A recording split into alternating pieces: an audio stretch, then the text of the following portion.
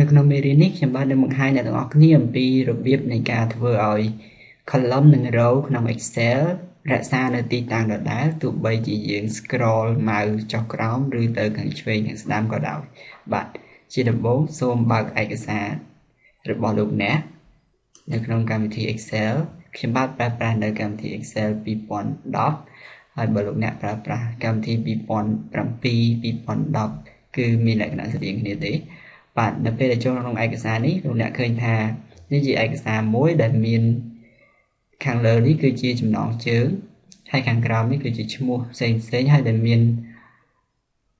ចំនួនមនុស្សច្រើនអ្នកដែលលោកពេលដែលលោកអ្នក scroll ចុះក្រោមទៅគឺឃើញថា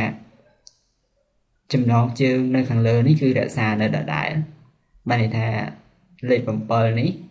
គឺមាន salary ប៉ុណ្នេះ OT អញ្ចឹងគឺយើងអាចមើលដឹងថានៅកន្លងនេះគឺជាកន្លងតទៅនឹង salary ខាងនេះគឺតទៅទៅនឹង OT ជាដើមបាទការរៀបចំរបៀបនេះគឺមានវិធីដូចខាងក្រោមជាដំបូងខ្ញុំបាទសូមដោះវាចេញវិញសិនដោយចូលទៅកាន់ view នៅក្នុង Word 2007ក៏ដូចគ្នាដែរចូលកាន់ view ហើយនៅក្នុងនេះមានពាក្យថា freeze pans សូមចុចនៅត្រង់នេះហើយ unfreeze នៅពេល unfreeze គឺវាលែងមាន freeze ទៀតហើយគឺនៅពេលដែល scroll ចុះក្រោមគឺ scroll ទៅទាំងអស់គឺជាលក្ខណៈឯកសារធម្មតាប្រសិនបើលោកអ្នកចង់រក្សានៅ column 2នេះឲ្យនៅដដែលពេលដែលយើង scroll ទៅខាងស្ដាំគឺលោកអ្នកអាចធ្វើបានដោយដាក់ mouse នៅត្រង់ចំណុចនេះបានន័យថានេះគឺជា active cell នៅត្រង់នេះបន្ទាប់មកចុច freeze pan ហើយជ្រើសរើសយក freeze pans ដែលមានជម្រើសនៅទី1នេះ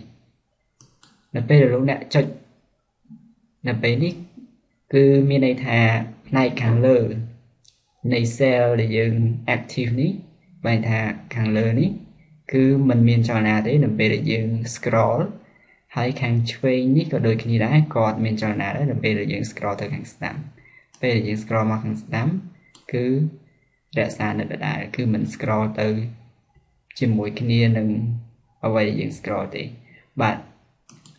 ដោយដែលរូបភាពនៅក្នុងនេះបង្ហាញស្រាប់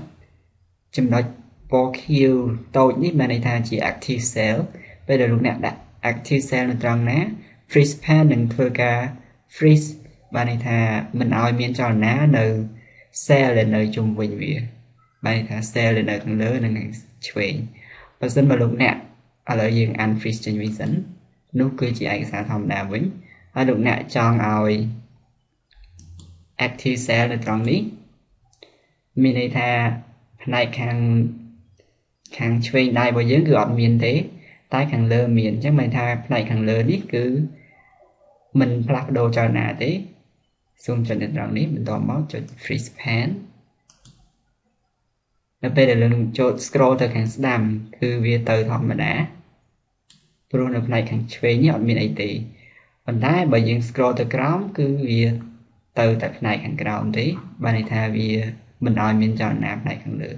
បាទរបៀបនៃការប្រើ freeze pan នេះគឺមានលក្ខណៈងាយស្រួលសម្រាប់លោកអ្នកដែលចង់មានឯកសារបែបនេះក្នុងការងាយស្រួលដើម្បីមើលនៅឈ្មោះផ្សេងៗនៅខាងក្រោមទៀត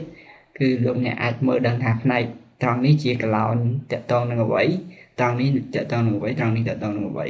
ហើយបើសិនជាលោកអ្នកមានទៅវែងទៅតទៅទៀតទៅខាងស្ដាំនេះលោកអ្នកអាចប្រើ freeze pan ចំពោះឈ្មោះឬក៏លេខរៀងដែលលោកអ្នកចង់រក្សាគឺអាចដាក់ active cell នៅត្រង់កន្លែងណាមួយដែលលោកអ្នកចង់រក្សាឧទាហរណ៍លោកអ្នកចង់រក្សា2 row 2 column នេះនៅខាងឆ្វេងនៅដដែលលោកអ្នកអាចដាក់ active cell នៅត្រង់នេះនោះផ្នែកខាងលើនិងខាងឆ្វេងគឺត្រូវរក្សានៅដដែលនៅពេលដែលលោកអ្នក scroll បាទការបង្ហាញគឺដូចគ្នាខាងដើមលោកអ្នកបាន